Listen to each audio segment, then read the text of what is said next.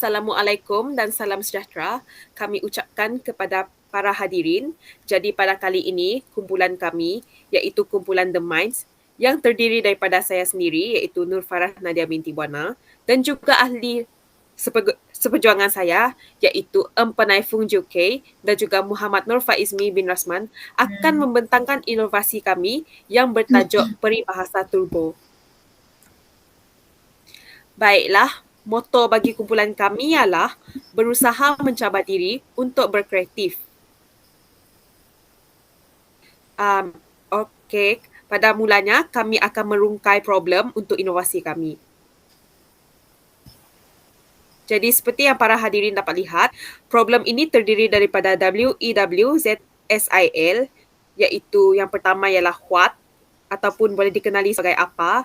Jadi masalah berkaitan dengan inovasi kami ialah penggunaan peribahasa dalam kalangan murid-murid tahap 2. Jadi kami tekankan untuk murid-murid tahap 2 bagi evidence pula iaitu bukti.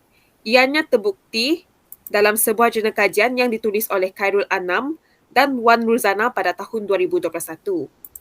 Bagi why pula iaitu kenapa masalah ini penting diatasi kerana yang pertama ialah ianya memperkayakan pengetahuan seni bahasa terutamanya peribahasa. Yang kedua pula ialah mampu membolehkan masyarakat untuk mengaplikasikan ilmu seni bahasa pada masa akan datang. Yang ketiga pula ialah mampu memartabatkan bahasa Melayu dengan lebih baik. Bagi zon pula iaitu zon, masalah ini masih dikategorikan di zon kuning.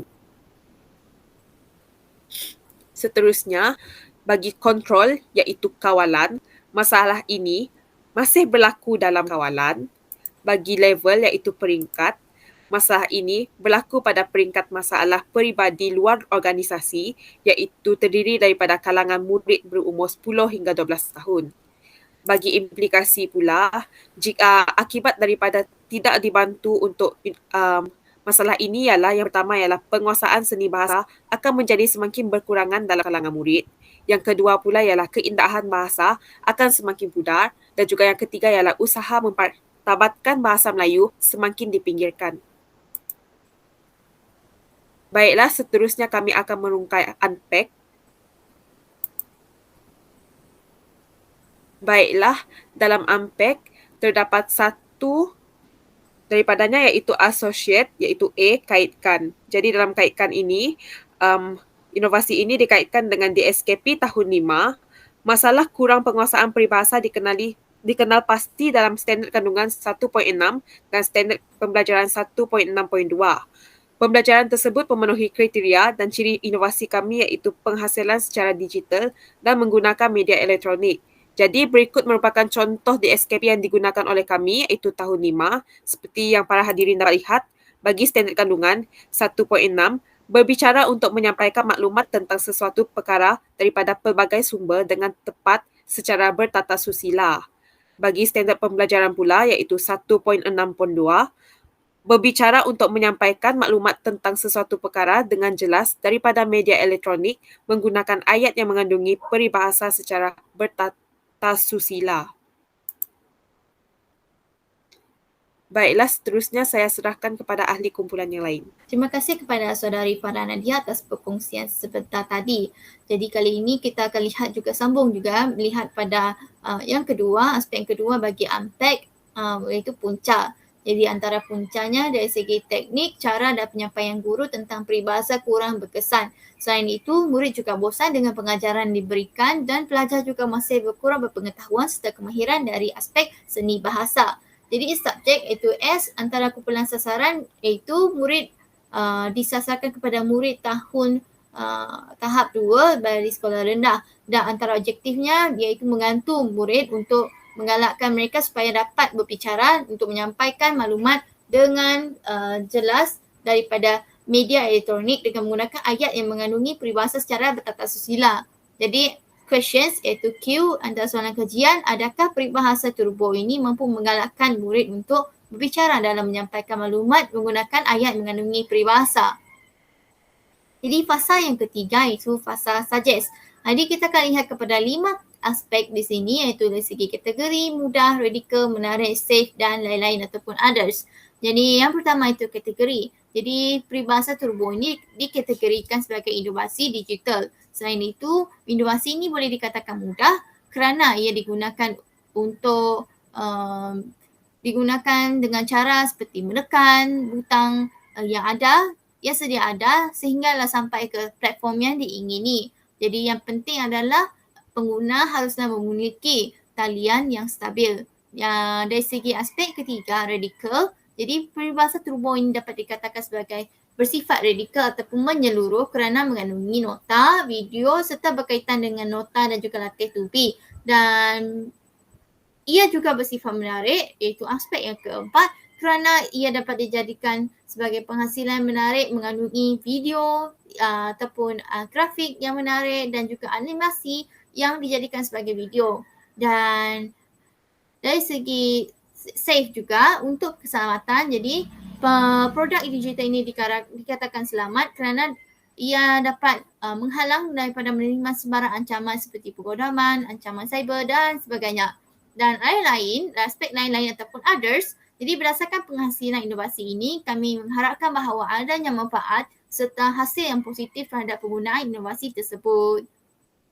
Okey, kita akan lihat kepada MOS ataupun M bagi money, O iaitu outcomes, S source dan juga time. Jadi money cost ringgit, jadi inovasi ini menggunakan kos yang rendah iaitu sebanyak sekurang-kurangnya RM30 untuk membeli langgangan internet dan bagi menghasilkan inovasi ini. Jadi keberhasilan ataupun outcomes, jadi antara impak yang telah kami jangka ataupun kami jangkakan iaitu pengguna dapat menguasai penggunaan peribahasa dengan lebih mantap dalam penggunaan harian serta dalam penggunaannya dalam penulisan karangan.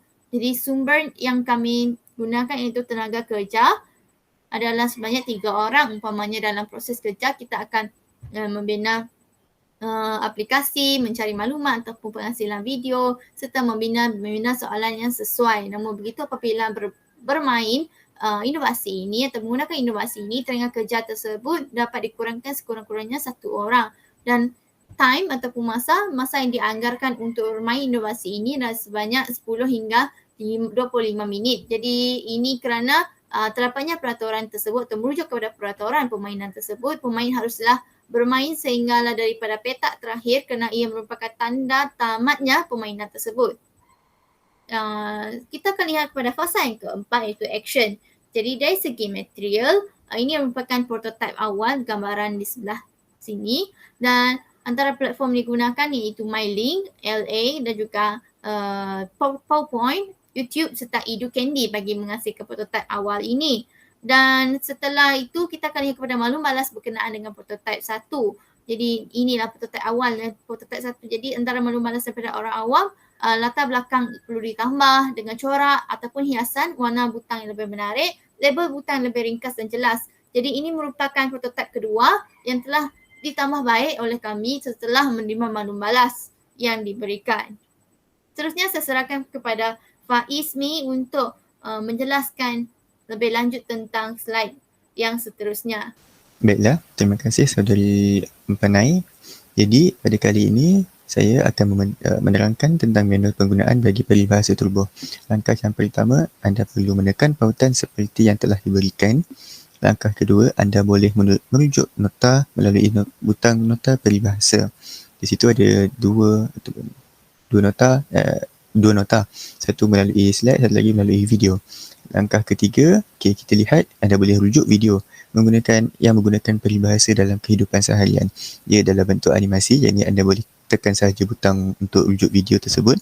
Langkah keempat, untuk latihan anda boleh menekan butang latih tubi peribahasa dan memilih salah satu permainan untuk bermain.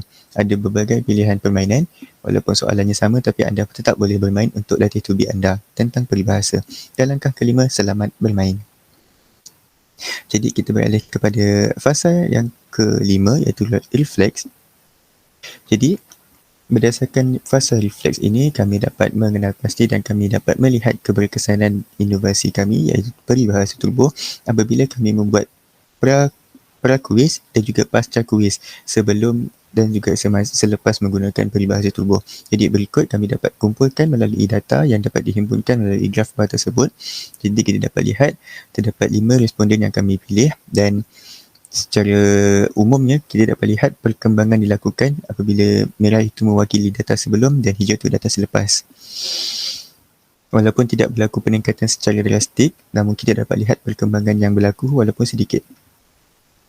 Jadi daripada graf itu kita dapat lihat bahawa hasil yang kita dapat perhatikan bahawa 5 respon yang diuji mempunyai peningkatan dari sudut markah pra-ujian dan juga pasca ujian yang diberikan.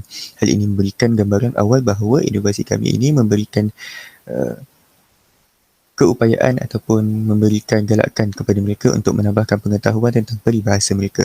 Jadi dapat juga dilihat hasilnya bahawa masing-masing mengalami perkembangan dalam menggunakan peribahasa turbo. Yang kedua, kita lihat dari sudut impak pula, iaitu kesan yang berlaku. Jadi kita dapat lihat bahawa berdasarkan graf tersebut juga kita dapat lihat perkembangan yang berlaku walaupun tidak berlaku secara drastik ataupun daripada 20 hingga ke 90, tapi kita dapat lihat perkembangan tersebut jelas menunjukkan impak yang berlaku kepada murid walaupun tidak besar. Jadi itulah merupakan impak yang berlaku apabila mereka menggunakan peribahasa turbo. Dan yang ketiga, kita dapat lihat dari segi keberkesanannya pula. Dari segi keberkesanan, kita dapat lihat bahawa kelima-lima responden berjaya menjawab soalan dan menambahkan pengetahuan mereka tentang peribahasa tersebut.